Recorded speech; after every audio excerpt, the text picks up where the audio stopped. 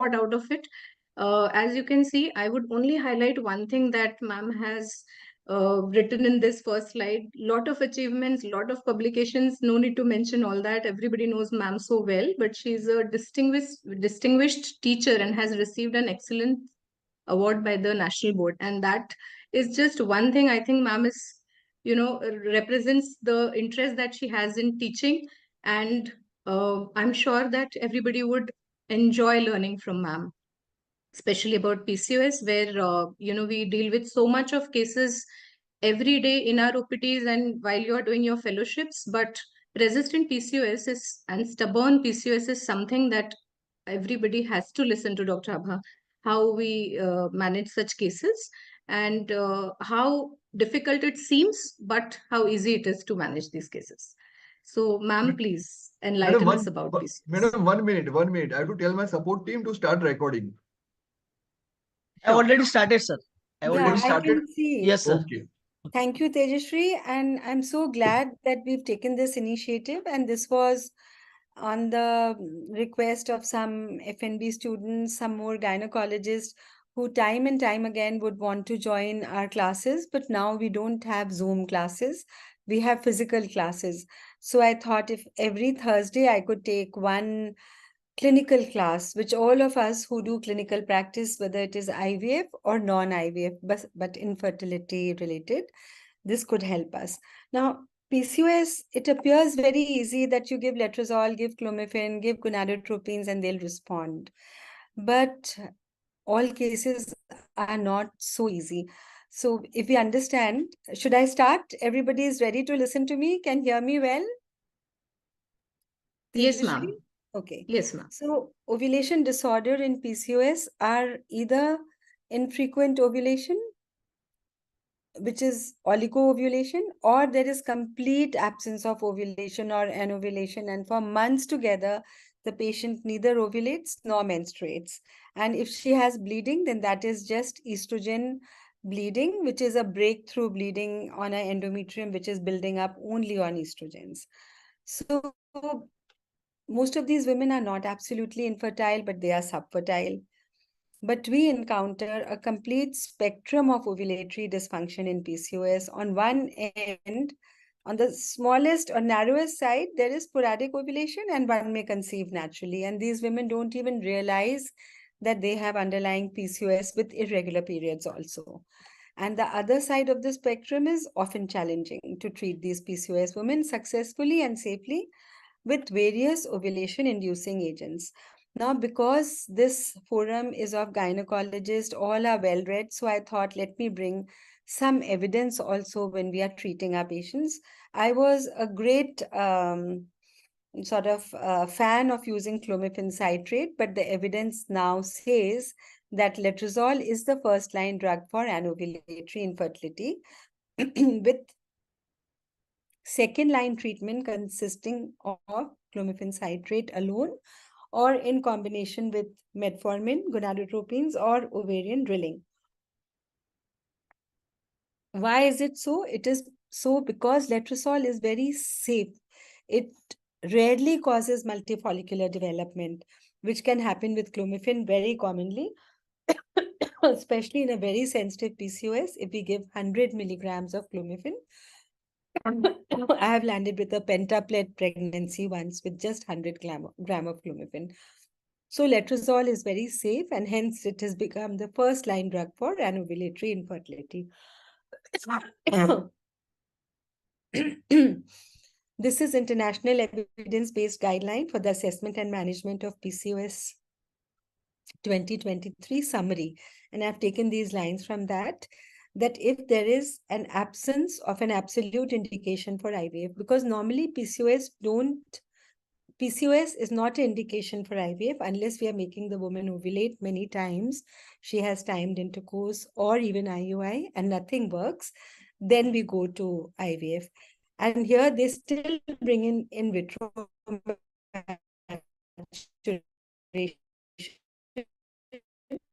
for women who get hyperstimulated on stimulation. We can put this aside, IVM, we can leave aside. We can now concentrate on what the recommendation is. Now, I'm just highlighting few recommendations. Metformin is a drug which can be used, but it is not an ovulation-inducing agent. It just brings the metabolic disturbance to normal, and that in turn can induce ovulation in some women.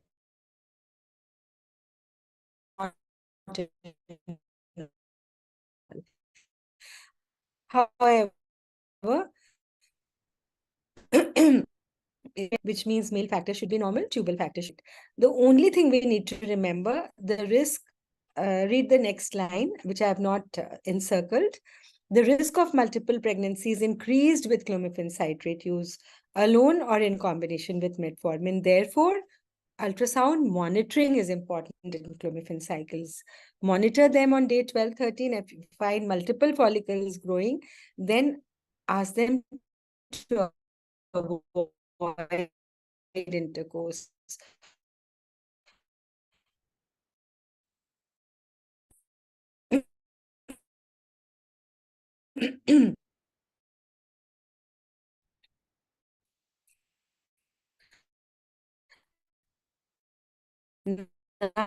Now, there is a question, metformin versus evidence infertility and no other infertility factor to improve ovulation and clinical pregnancy rates. So metformin has a big comeback. If we are using clomiphene citrate, it is good to combine with metformin, especially in women who are obese and who have ovulated with clomiphene alone, but have not conceived with clomiphene alone. We can combine metformin. And as I told you, monitoring of combined cycles will need to be equivalent to clomiphene citrate alone. So whether you use clomiphene citrate alone or you combine it with monitoring, multiple ovulation may happen with both. So metformin doesn't protect from multiple ovulation, and hence ultrasound monitoring becomes important in these women. Now, a few pointers that when do you start ovulation in PCOS? You start on day 2, 3 or day 5, 6 or any day after withdrawal bleeding in follicular phase. So how do you know it is follicular phase? Say maybe the patient comes after 30 days of amenorrhea and says that, you know, if you can start treatment, start. So first is day 2, 3 of withdrawal bleeding or day 5, 6. If we started on day 2 versus day 5, then we are just 3 days earlier to cause the same changes with day 5 will cause a little later. So there would be more rapid follicular growth and multiple dominant follicles are more likely to develop if we start early with clomiphene. Can we start ovulation induction in any day post-menses? Well, we can start with variable results in anovulatory PCOS. How do you ensure that you can start after a month of amenorrhea? You want to start ovulation induction and the patient says that I have not had periods for the last 1.5 months. First thing I like to do is look at the cervical mucus by doing a PS examination. And if it has estrogenic mucus with good spin bucket, that means she's still in the follicular phase. If there's been no withdrawal bleeding, which occurred after giving her some withdrawal medicine like medroxyprogesterone acetate or norethistron, then if there is absence of withdrawal bleeding, first thing is rule out a pregnancy by ultrasound and beta HCG. And ensure when you start ovulation induction that endometrial thickness is baseline, which means however long the amenorrhea period may be, but if endometrial thickness is 4 or at the most 5 millimeter, you can start ovulation induction at that point only.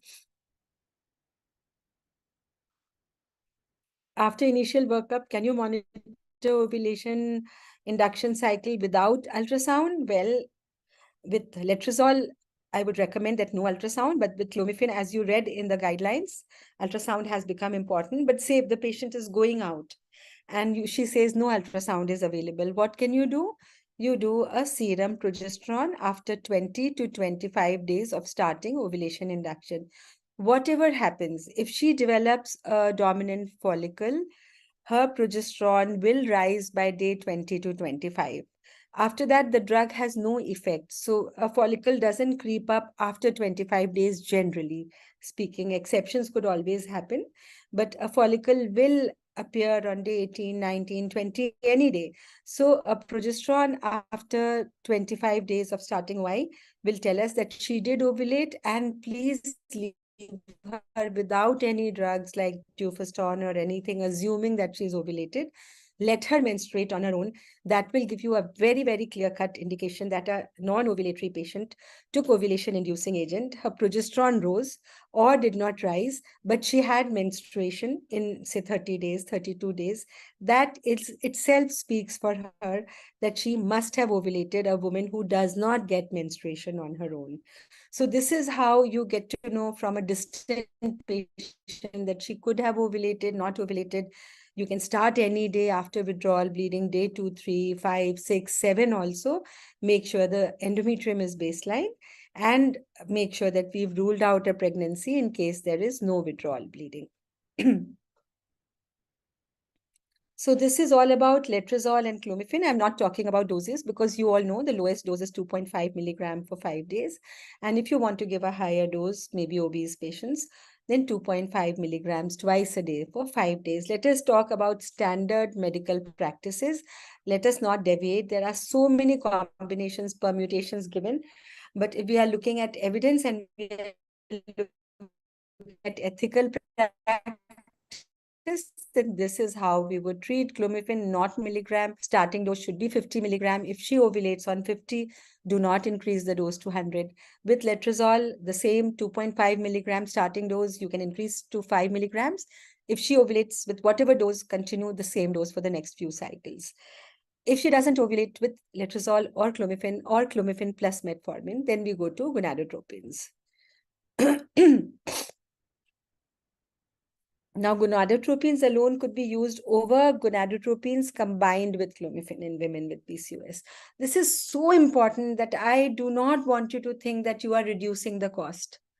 So it is better to use gonadotropin again, because if you use clomiphene and then you suddenly decide that I've given clomiphene from day 3 to day 7, and now I will give a gonadotropin maybe from day 7 onwards or overlap, or give it from day 10 onwards. No, because she might cause, again, you might lead to a great multifollicular development, because clomiphene does have action almost 13, 14 days after you have stopped the medicine also.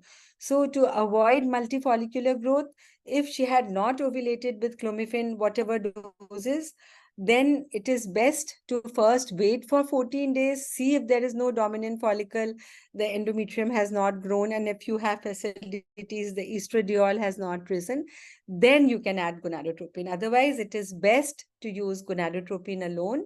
Use it from day 3, 4, 5, whenever the patient comes to you. It is not important that you use it on day 2 or 3 only you start it.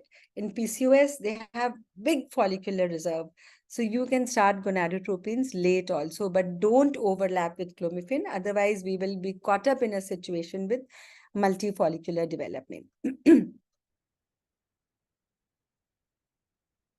So if there is clomiphene resistance or failure, whichever, it is best to give gonadotropins alone. And please remember the cost patient will take if you are giving her the right treatment and she gets pregnant.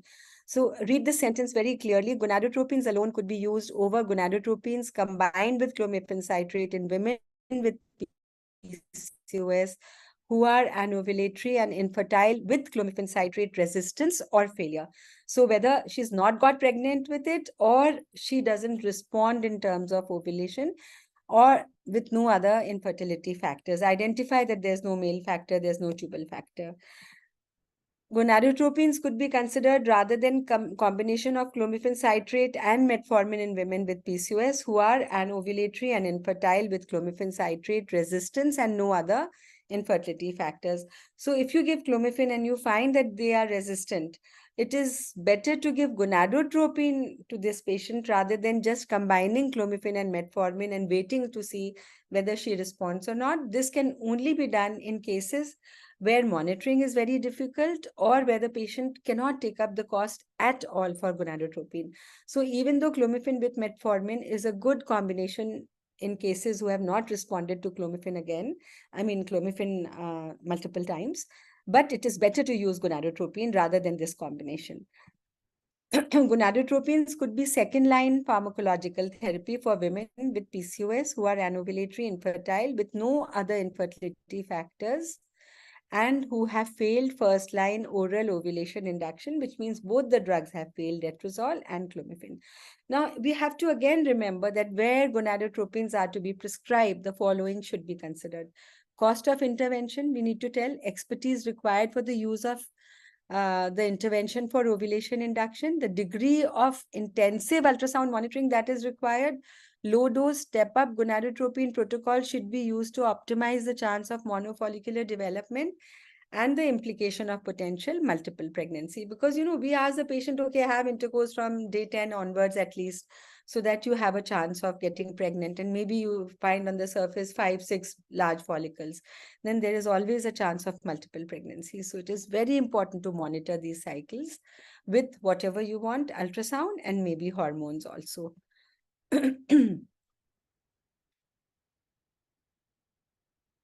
So there appears to be no difference in the clinical efficacy of the available gonadotropin preparation. So whether you use urinary or you use recombinant, and in urinary, whether you use HMG or you use FSH, or purified or highly purified, all these lead to the same efficacy, same pregnancy rates. The only thing with urinary products is that the biological activity is a little variable. It could be, say, a 75 unit could have a biological activity of 55 units to 90 units. So your response may be dependent on that.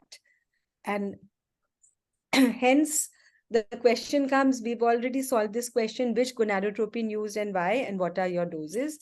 Pen device or multi-dose vials. You don't have a pen device, there are all these HMGs also come as multi-dose vials, recombinant also come. Hello? Yeah. Report mostly Someone needs to be muted, Tejashree.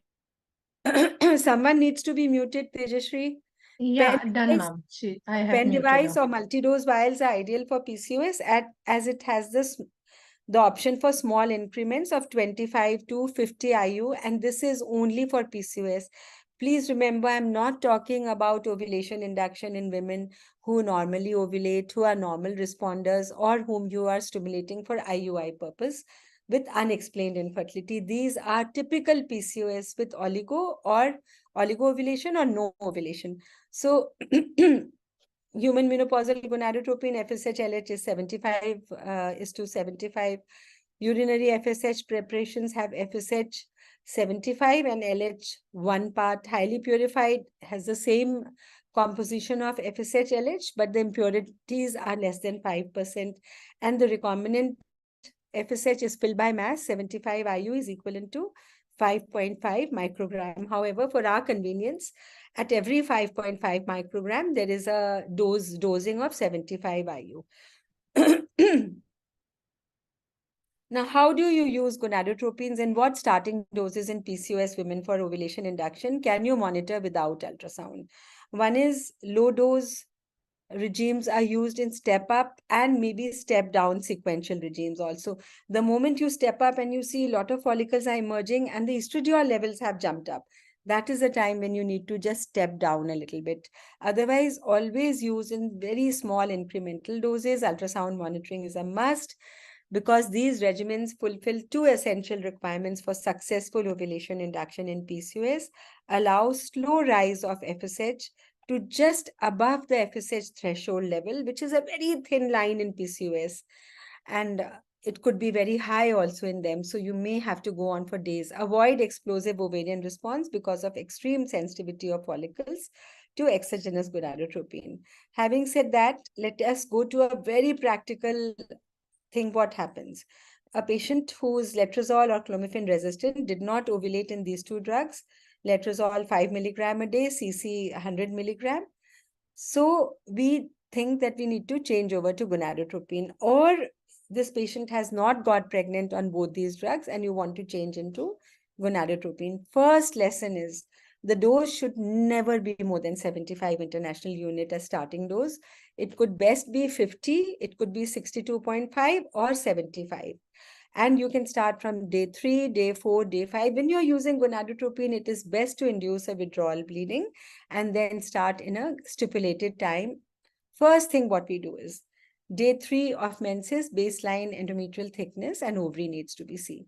What do we want in the endometrial thickness? We want a thin endometrium, something which is 2, 3, 4, or maybe at the most 4.5 millimeters. Thicker than that means that probably the earlier endometrium has not shed completely, and soil which is not healthy will not implant the plant also later on. So ovaries are quiet or they may have a simple cyst. If there is a cyst, it is best to do a hormonal assay also to make sure that the cyst is not producing any estrogen or progesterone. So this is all we do. Then you would start your gonadotropin, whether you've started 50 units or 62.5 or 75. Day 6 of stimulation. So if you start on day 3, it would be 3, 4, 5, 6, 7, day 8. If you start on day 4, it would be day 9. If you start on day 5, it will be day 10 of the cycle. You get a picture like this, that the endometrium is growing and a follicle has started to grow. Very good. This is a lovely picture.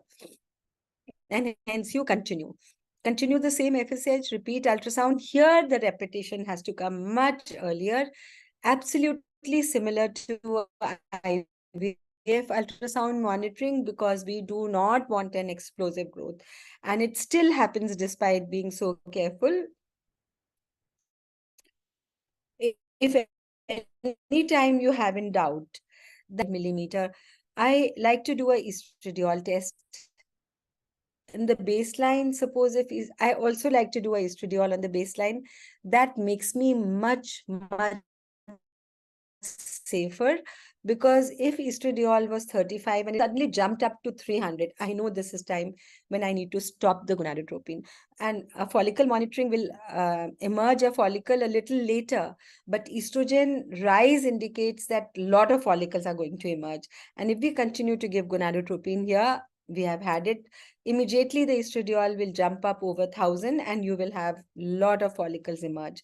So till dominant follicle is 15 millimeter to prevent hyperresponse. The moment dominant follicle reaches 15, that is when you can stop your gonadotropin or dramatically use your dose, reduce your dose from 75 to 37.5, and ovulation will follow.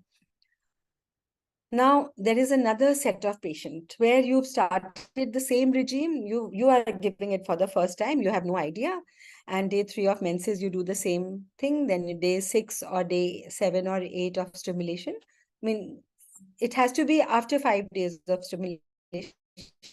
Depends whether it is day 6, 7 or 8 of the cycle, depending on when you started the gonadotropin.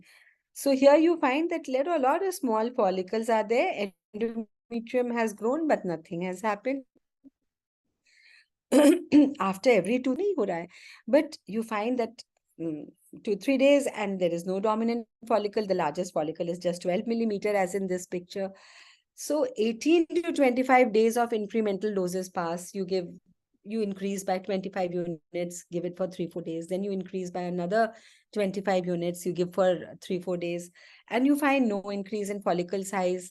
And I like to do a estradiol levels in these cases, because the follicle is not increasing. I want to know whether estradiol production has started to increase, because that increases faster than the follicle.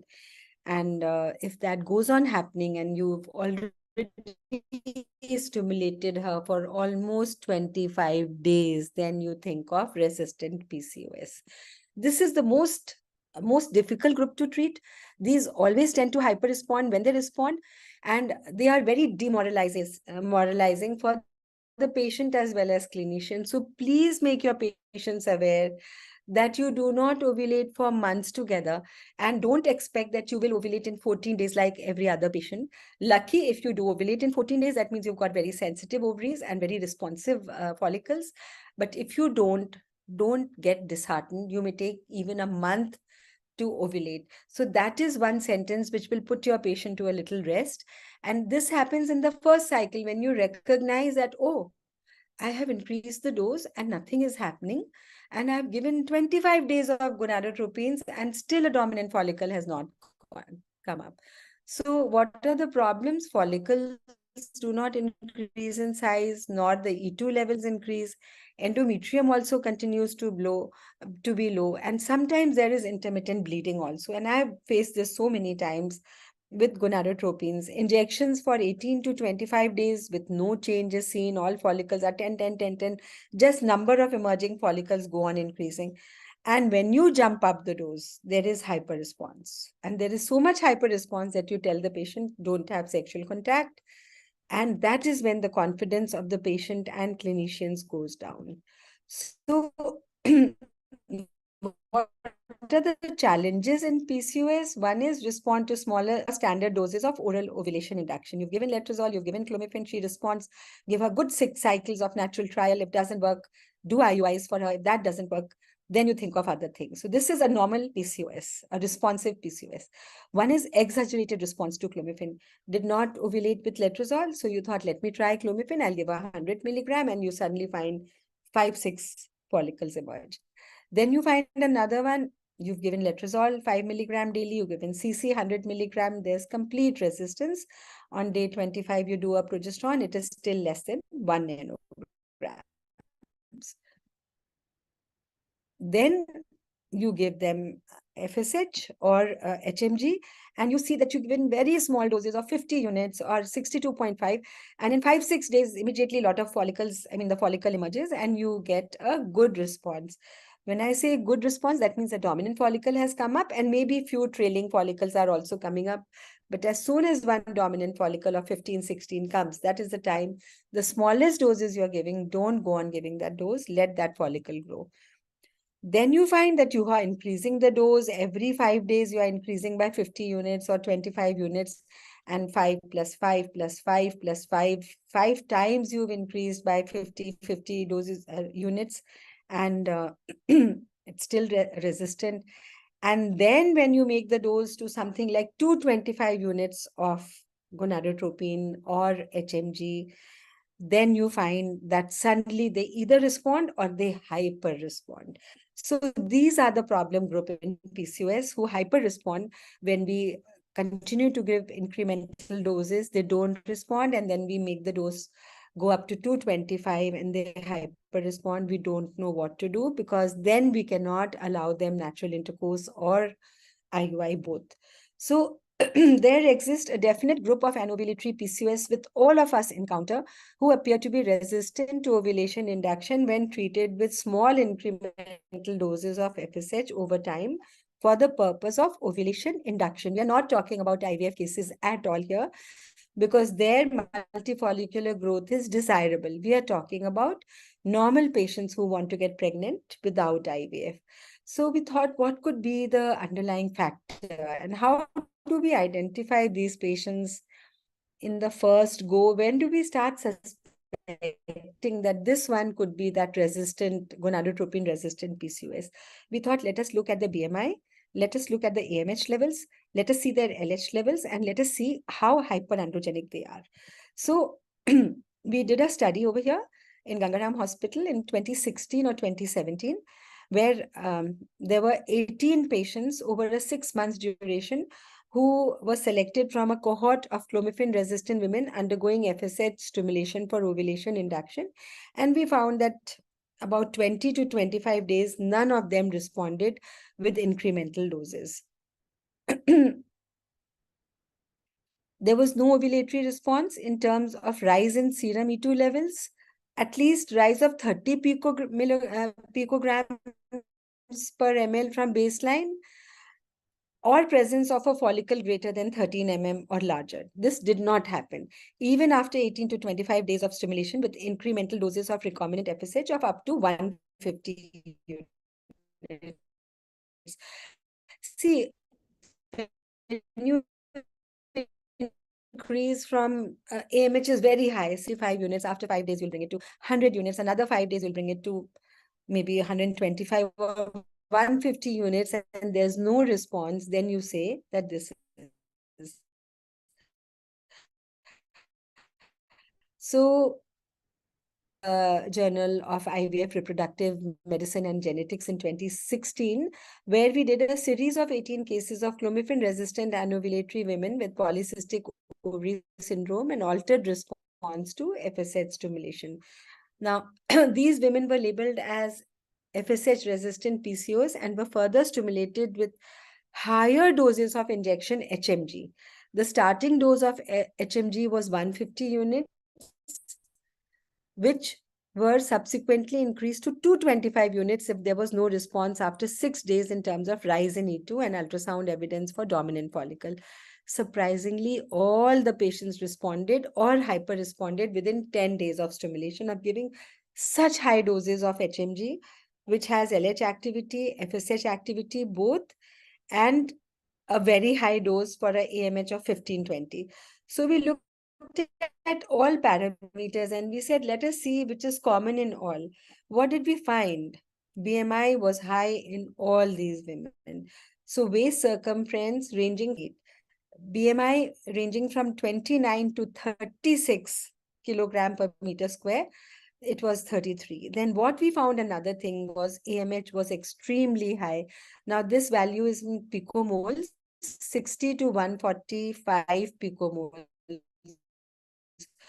So 60 picomoles make about 9 nanograms and 145 makes about 20 nanograms. So AMH was so high, up to 20 nanograms. Rest, if you see, LH was okay, FSH was okay, LH variation was 3.3 to 12 maximum. So the mean was 6.4 only. Oral OGTT, lipid profile, ovarian volume, antral follicle count. And we also looked at the hirsutism parameters, which I have not brought the chart here. It was not this that these women who were there were more hirsute. There were ones who were less hirsute. The most common feature was high AMH. So we thought that why don't some PCOS respond to exogenous FSH when administered in appropriate doses? Ovulation induction. One is very high AMH has an inhibitory effect on follicular recruitment, especially on low dose step up FSH administration, which is used for ovulation induction in women wanting to conceive naturally. Another thing is that it's been recognized that there is FSH receptor polymorphism in some women, and this makes follicles resistant to lower doses of FSH, even in IVF, and higher doses of FSH are required to overcome this. Here, maybe the baseline FSH could give us a little indication in a woman with AMH of 12 nanograms and a FSH of more than 8, the baseline. Probably should ring a bell somewhere that maybe she might have FSH receptor polymorphism. When we look at possible actions of AMH in the ovary, then we see that it inhibits follicular activation and growth, inhibits FSH-stimulated growth. It also inhibits granulosa cell growth and the aromatase enzyme. So right from the primordial to primary, it has an inhibitory role. You see there is a minus point here in this diagram and a minus point here also. This is AMH, and FSH causes follicular recruitment and growth. So that has a plus effect when we say talking about preantral to antral and follicular growth in the gonadotropin sensitive phase of the cycle. Having said that, FSH receptor polymorphism has been recognized along with 5-beta LH gene mutation.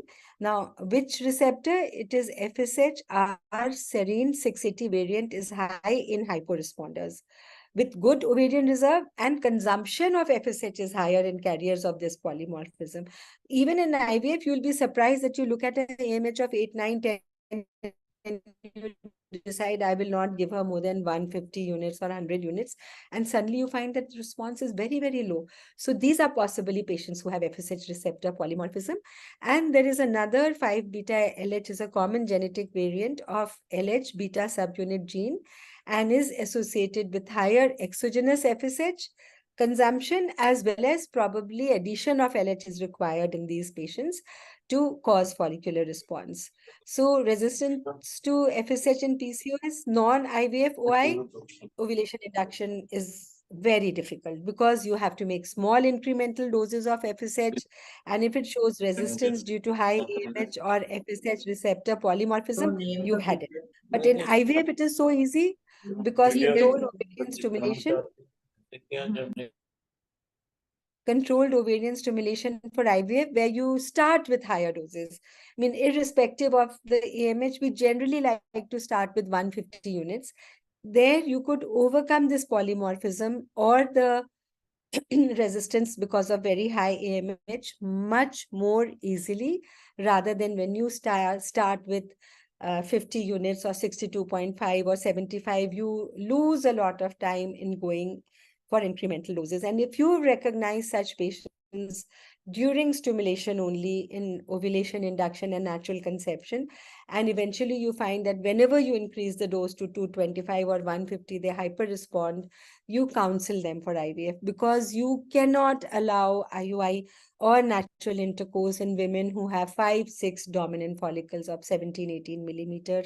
Undoubtedly, they will leave hyperstimulation is on one side, but multiple pregnancy is a very sad story, because if they have triplet, quadruplet, and they go for reduction, a lot of time the whole uterine receptivity is lost in these cases. So if you've identified in IVF, please beware, start them with a higher dose, because over there also you would get the same type of response which you got in ovulation induction. So resistant PCOS, very high AMH, FSH receptor polymorphism, 5-beta-LH gene mutation, all can be overcome by high starting dose of FSH or HMG as in IVF. And so the last word to ovulation induction is, if the diagnosis is correct, most cases will ovulate. Aim is not to achieve ovulation at the cost of increase in complications such as OHSS and multiple pregnancy. Days taken to ovulate do not matter at all. When patients are oligo-ovulatory and they ovulate on day 30, 35 and get pregnant on their own, doesn't matter they've ovulated on day 14 or day 30 or day 40.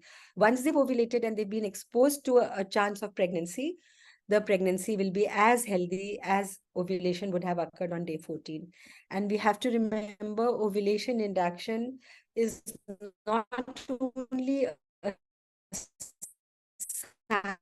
science to learn, but it is a piece of art practicing. Now here I have got 2-3 questions for the audience. Scratch your brain. The lecture is over. Everyone is there now. Tejashree, can you hear me? Yes, you ma'am. hear me, Everyone is there, Tejashree? and we have few questions. Yes, ma'am. So we also have few Yeah, you questions start from with the questions, audience. then I'll put this. Yeah. Start with the questions, and anyone can ask questions after Tejashree has asked, and please be open to discussion, because the whole motive of this is that everyone can ask questions and we can, sort of answer. Yeah, come on. Yeah. So first Start question with the chat. we had is first question. Can you hear me, ma'am? Yeah, very well. Yeah. So first question is that in a patient of PCOS with an AMH of 9.6 nanograms per ml, if the day 2 LH is 0.9, what is the next step that you would advise? Nothing. LH doesn't matter at all. You're talking about day 2, no? Yes, ma'am. So, A similar kind day of 2, question two people are asking, whether there is any cutoff for the serum LH level on day 2 where you won't start any stimulation. please understand that LH was given a lot of importance in the past, and we were sort of scared of high LH levels and low LH levels both. But now it has been clarified by so much evidence and so many studies that whether the LH is low, if the LH is low, please make sure that she's not a hypo patient and the FSH is not low. But then she wouldn't have a polycystic appearance of the ovary. So if the LH is less than 1 on day 2, please do not be afraid. Start any of your ovulation inducing agents. The FSH will rise and the LH will also rise. Same thing if the LH is even 20. Don't go for oral contraceptives to reduce this LH, because it will naturally go down as FSH goes up. Okay, yeah, that's a good insight, ma'am, that the LH levels really don't matter on day 2. The next question is, how long can we continue stimulating before we need to cancel a IVF cycle for no response? Say again. So how long can we continue stimulating before we need to cancel a IVF cycle for no response? See, if your diagnosis is all right and you've done a FSH, LH, estradiol beforehand, and this is not a FSH, LH which has been done after you've given OCPs to the patient for a couple of months. So you know this FSH is the original FSH and LH, you will be able to stimulate your case. And you can go up to 225 units or even 300 units if you think that this is sort of a little growing as much as you had thought. Abhi, a case of IVF, they have been barging me with this, that it is already 10 days of stimulation and follicles are only 14, 14, 15, 15. But if estradiol is rising, don't be afraid, it will go up. You can go up for 14 days, 15 days, 16 days also, till your dominant follicle touches 17 mm. That is when you give a trigger. So recently we had this So patient, don't ma'am, who think that there is very low reserve. We are talking about PCOS right now. I also could yes. see Pallavi's question. So if there is no response, it is generally in wonders happen. But in PCOS, there will be a time when you will get a follicular growth, maybe 14 days, maybe 15 days. Sometimes they are slow bloomers. So if your diagnosis is correct, you will definitely get a follicle. I will come to you with your question, Pallavi. Here, if you see, there is a question which I put. Can you think of PCOS, which means high AFC and AMH, with amenorrhea, but no progesterone withdrawal bleeding, nor can these be stimulated with any doses or length of gonadotropin stimulation? Pallavi, this is a question for you. Can you answer this? Anyone can, is everyone muted or everyone is now open to answer? Pallavi? So right now everyone is muted, but I can unmute. Pallavi If को unmute somebody करो. can put up their hand, I can unmute them.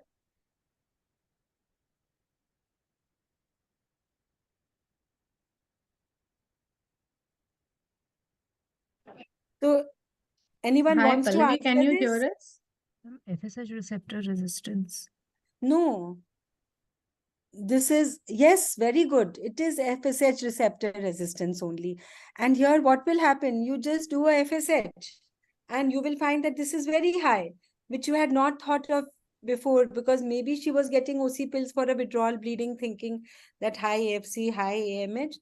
And that's why I'll just change the slide. High AMH, high AFC, and very high basal FSH.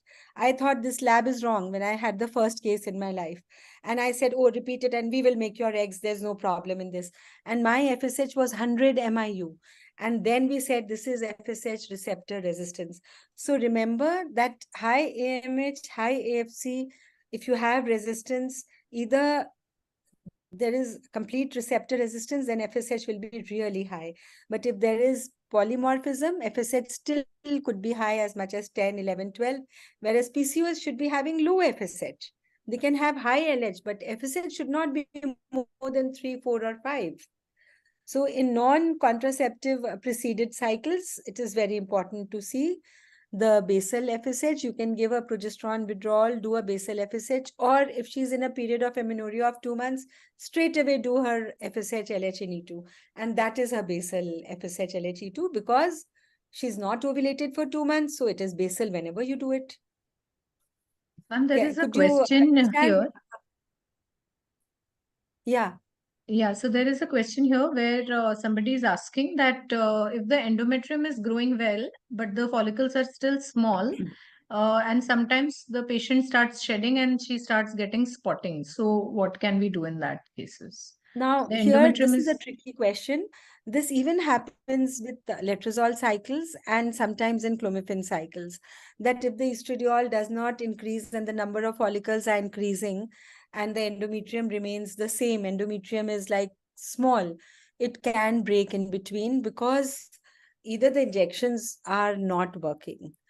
It is the quality of the injections from where you buy. Unfortunately, our market is full of spurious injections. So this could be one reason, or you have to give a higher dose. Now, ET, you are writing is 13, 14 mm on day 14, 15. What is Yeah, it? Good so evening, ma'am. that's, Is there any yeah, difference in treatment between resistant PCO with no response in endometrium with and the thin another ET, patient with another resistant? having a thick ET. See, thick ET has to be dealt with before you start stimulation. So once you are starting stimulation, you will always do an ultrasound for all PCOS women to see whether ET has come down to 4 millimeter. In that case, your ET cannot go up to 13, 14 mm on day 14, 15 without a follicle emerging. Estrogen kahan se aayega? You understand? Yes, there could be some PCOS whose endometrium is hyper responsive and the endometrium grows much faster, but the follicle will come up. On the other side, you are asking PCO with no response in endometrium. That means ET remains low. These are very androgenic PCOS. These are women who have high androgen, and we've known that 10% of women who have PCOS are very androgenic, and androgen receptors are found in the endometrium, and that sometimes leads to a low ET, low implantation, low pregnancy rate. So in such cases, maybe using, I don't know the treatment, I looked in the literature for such cases, the only answer would be use an anti-androgen for 3 months, maybe prior to taking her for embryo transfer or for implantation. So endometrium doesn't have a response according to whose question is this? S. So see, both the things have to grow together. If the endometrium has grown too much with follicles coming up, it is understood that the endometrium is hyper-responsive to estrogen. If the endometrium is less with follicles coming up, then it means that endometrium is less responsive, and this happens in very hyperandrogenic women. And maybe you can treat them with Diane or spironolactone for 3 to 4 months, and then take them again for a stimulation. But this doesn't happen, what you're saying. I've never seen this happening, that if a follicle doesn't come up and the endometrium keeps on growing to 14, 15, I mean to 13, 14 on day 14, 15. So please write questions where you have really seen patients having this effect, and then we can do a research on this, that, you know, nothing grows, but endometrium is thick. This happens in natural PCOS who are exposed to estrogens, unopposed Who are estrogen. very sensitive to even low levels of estrogen, and Yes. their endometrium becomes Yes, very so thick. such But PCOS, just, yeah, Tejashree explained this, because yeah, endometrium will grow without any ovulation over without, here. yes, they are sensitive to even very low levels of estradiol, and that's why the endometrium is ahead of the follicle size. But I think, ma'am, if this is happening during stimulation cycle by gonadotropins, we can find out looking at the E2 level whether the follicles would be coming up. If the E2 levels Yes, are and rising, the follicles follicle will will coming up. certainly come up. Yes, and an endometrium of 13, 14, 15, according to the latest evidence, we had a presentation in class. Don't Doesn't cancel your matter. cycle. It can Yeah, always be, embryo can be transferred can lead to cycle with implantation. much thicker endometrium. So Yeah, if one the of E2 levels are growing from baseline, you know that a follicle is coming up. coming up. Yeah. Ma'am, there is one Dr. Neeraj who wanted to know that if something can be done to improve the quality of the oocyte in Yeah. a patient who was where he got 22 oocytes but no embryo was formed. Dr. Neeraj, this is a case of IVF. This is not PCOS, and we are really looking at questions which are relating to PCOS. So anyways, now since you've asked this question, it could be oocyte quality, it could be sperm quality, it could be the culture media where you have 22 oocytes, and is there complete fertilization failure? So we must know that also, which is TFF, which means that no 2PN was formed. Or is it this, that 2 PNs were formed, but then on day 2, day 3, you had nothing? So it has a lot of grades over here, and that becomes a more of IVF question rather than a PCOS question. Now, two of the doctors, I think these are last two questions we'll be taking. Dr. Madhura and Dr. Jyoti both want to know that what should we do in cases of FSH resistance and how to proceed. See, FSH resistance, you can do nothing. My patient of FSH resistance, which I'm telling you had a FSH of 100, I could do nothing. You can't stimulate. There has to be some autoimmune thing which has made her FSH receptors resistant, and you will have to go for a donor egg. And this patient, Ankita, had to go for her sister's donor egg because you cannot stimulate her own ovaries unless somehow, the resistance is sometimes fluctuating, especially if it is autoimmune in nature. And if it I is think autoimmune in nature, she might is even a have a withdrawal bleed. But such patients always have a thin endometrium, high AFC, high AMH, and whatever you give them, the receptor is resistant. So you give FSH as much as you want, nothing will happen. So you will have to go for donor oocyte IVF. And once you have identified it, you should be able to identify, and then you do this thing. Counsel her and tell her that, yes, this is an interesting question. Can we use IVM? Maybe in these patients, you can do IVM. From all the follicles, try to get oocyte and grow it in vitro and see, because the FSH receptors are not there in vitro. So maybe the oocytes can grow in vitro. Whose question is this? This is a very good answer. Can we use IVM? Maybe. I think this is a very important question, and all of you find literature out and see that if there is FSH receptor resistance, IVM should work theoretically. There is no role of long agonist protocol in this, because however much you suppress FSH levels, these are serum FSH which goes down. The receptor resistance is sitting as it is over the receptors. So whatever doses of FSH comes, whether it is endogenous or exogenous, the receptors are resistant and they will not work on, the molecule will not attach to these receptors. So there is no effect which will come, no gonadotropin will be able to stimulate the ovary. Because when 100 MIU basal levels cannot stimulate the ovary, then adding 20 to 25, 300 or 600 units are not going to cause. I think we are done with all the questions, ma'am, and thank you so much. That was really an insightful talk. I have two we all questions have for the learned. audience. I have two questions. Yeah, sure. Yeah, yes.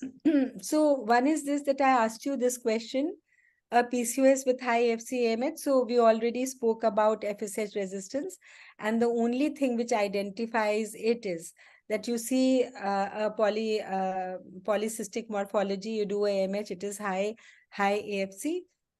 But FSH level initially is very important to determine whether it is FSH receptor resistance or not. So don't forget that AMH is the total answer to all these PCOS-like ovaries, because one day you will get caught up in a case which will have receptor resistance, and there no drug, no dose, no length of stimulation will help. So this is one thing I wanted everyone to keep in mind, that when you do this, once when the whole slate is quiet and there's been no agonist given earlier or no OCPs given earlier, do one FSH level. And another question is, now I want an answer from all of you, because I have an answer, but I don't know whether it is okay or not. So all of you tell me, a young single woman with underlying PCOS, that means high AMH and AFC and normal FSH, like condition with long periods of amenorrhea, but no progesterol withdrawal bleeding happens. On scanning, I find after 3 months of amenorrhea, the thickness of endometrium was 3.5 mm. So progesterone withdrawal will not happen. She has history of hyperlipidemia and also has had her Doppler done of the legs for calf pain, and there was like a chance of DVT. So OCPs are contraindicated for her. She desires regular menstruation. How will you treat her? Anyone can write in the chat box or raise your hand and speak. I would love to have an answer to this. No, she's not allowed ENP, bhai. Low doses, she's not allowed estrogen at all. Ma'am, steroid? Steroid, how will steroid help her? maybe say Estrogel could be one hyperandrogenism. answer. Estrogel could be one answer, that maybe estrogel we can give her, so OCPs are contraindicated, hyperlipidemia is there, so dermal estrogel could work. Bhavani Shekhar has written ovulation induction. What ovulation induction will you do? She's Ma'am, unmarried. letrozole. Letrozole. Yes, I thought of it, but I could not find this answer anywhere. See, letrozole we use in cases of breast cancer, follow-up cases, whether it's young or older women. If estrogen receptor is positive, we give letrozole for years together nowadays. Nowadays, tamoxifen is gone because it causes endometrial hyperplasia. So if letrozole can be given for years, why can't we give letrozole from day 2 or 3 for just 5 days? And if we can induce ovulation in her every month, then she will get a withdrawal bleeding. There'll be no risk of high estrogens. There'll be no risk of giving OCPs. Even if we want to use gel, like someone said, you use gel and then give her progesterone, that could be one option. But how will letrozole harm her? I don't think. When letrozole can be used for years, and there is a girl who just had a call with me yesterday on Zoom, whom I had given letrozole for regulating her menstruation, and now she's got married in October, and she said all 3 months she got her menses, but she's not pregnant and she's taking letrozole. So I want anyone to come up that, does it look wrong to give letrozole, or we could really give it? What is Linzit spray, Rita Darbari? Yeah, Madhura, estradiol ring or transdermal patch is not a wrong option. It could be a good option. And we can give her progesterone withdrawal. Right, we can do this also. Transdermal patches are not easily available. Estradiol ring an unmarried girl may not want to wear. So, Tanu, your question is, can letrozole be given for a long time for regular menses? Because clomiphene is a drug which has a bar on its duration use. Letrozole, I don't think anyone has read that there is a bar. How can spironolactone act, Nisha? No. Not on a daily basis, just 5 days a month. Right? So I don't think it is wrong, but I could never find it in books. And there are 2-3 girls who come with an absolute thin endometrium and they don't want to take OC pills. So either maybe what someone suggested, a gel with meprate withdrawal will do, like they do in hypo. I don't give them oral estrogen. We give them gel only. Or we will have to resort to letrozole. If there's any harm in giving letrozole, please find out right on this forum, even tomorrow, and we will look into the literature and see and discontinue using letrozole. Right, Tejashri? Yes, ma'am, that seems to be quite a promising approach to long-term anovulation Ma'am, and thin endometrium. in between, there were some studies that it can cause malformation, but then it was proven beyond doubt I'm that talking there about were the unmarried no girl, malformation. a young single woman. But I don't know, in between, no, letrozole had gone off label when they said that it has more congenital malformations than clomiphene, but it came into use Yes, ma'am. after some time that no, the malformation rate is equal equal to clomiphene. Clomiphene. Yes. In a young girl, why would you want to, Dr. Jyoti, do a laparoscopic ovarian drilling for her periods to become normal? I don't think laparoscopy is really a very good option for her. But yes, gel followed by a progesterone withdrawal could be one option, or a patch or a gel, not a ring, because she's a young girl, may not want to wear a ring in the vagina. Or letrozole could be another option. So read, see, and if you could find any article indicating this, I would be very happy. Otherwise, I will stop letrozole and start using the gel with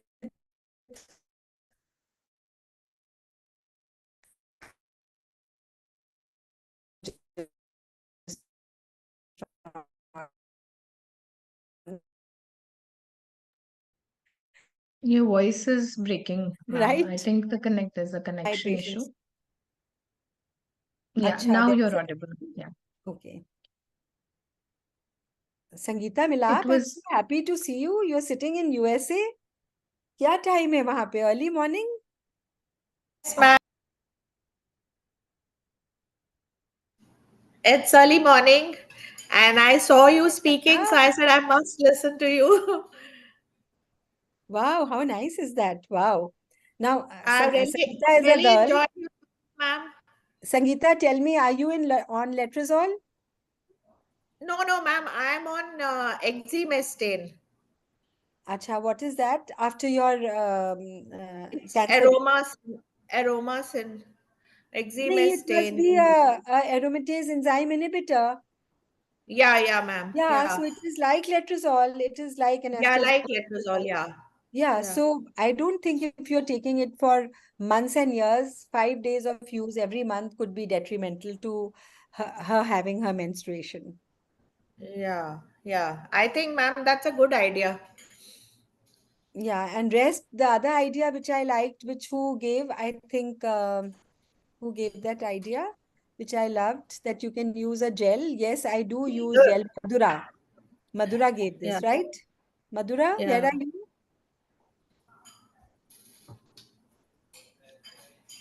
I think she wrote this.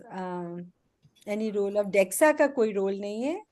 Minoxidil का कोई role नहीं है.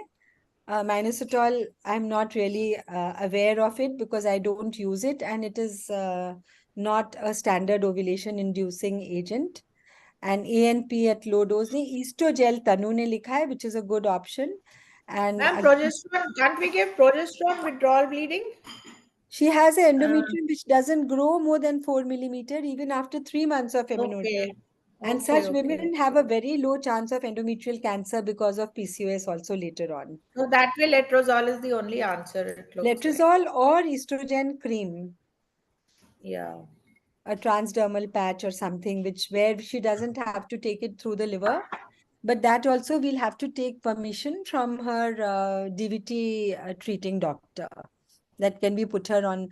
I think we can put her on a transdermal patch. Bhavani, what do you think? Bhavani? Dr. Yes, Bhavani, ma'am. what do you Transdermal think? patch Can we should. put her on a patch or estrogel? Yes, ma'am. It Patch should be or safe. It should be safe where oral with estrogen is. hyperlipidemia. Okay. So you Yes, think that it should be safe where estrogen is contraindicated, oral estrogen, right? yes, ma'am. Anyone else?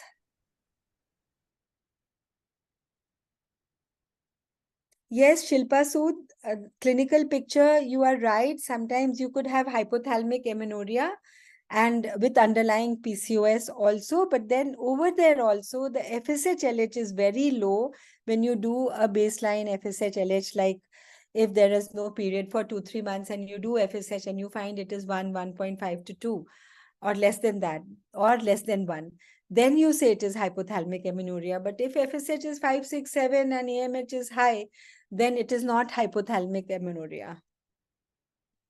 Am I right, or someone wants to contradict?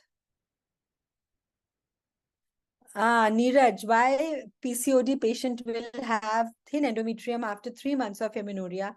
You have to see more cases, Neeraj, and you will find one odd patient. And where you give medroxyprogesterone has not worked, you call her and say, let's see your endometrium, and you find that it is very thin, and that is why medroxyprogesterone withdrawal did not lead to bleeding.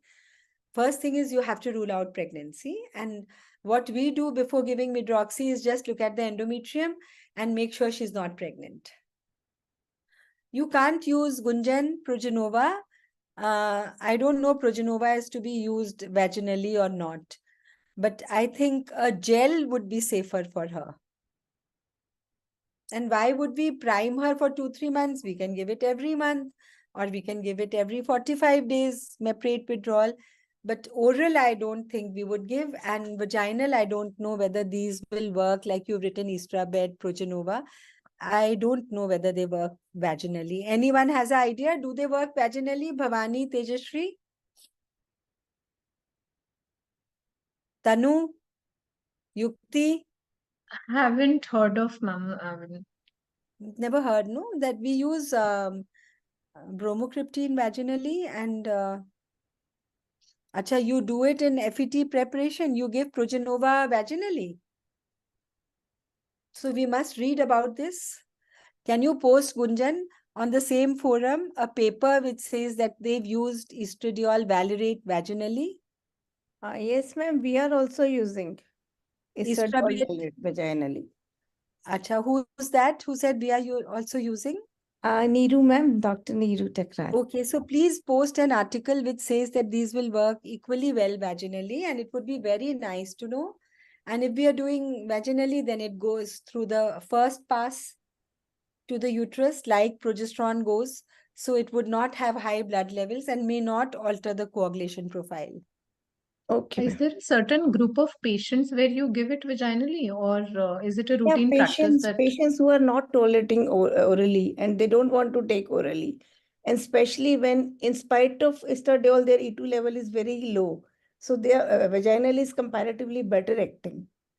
But please take out an article and please forward it Yeah. on this forum only. Then we'll all get some material to read. Patients who are What- LFTs raised No, on no, those. we all should learn from this. You will learn, I will Hmm. learn.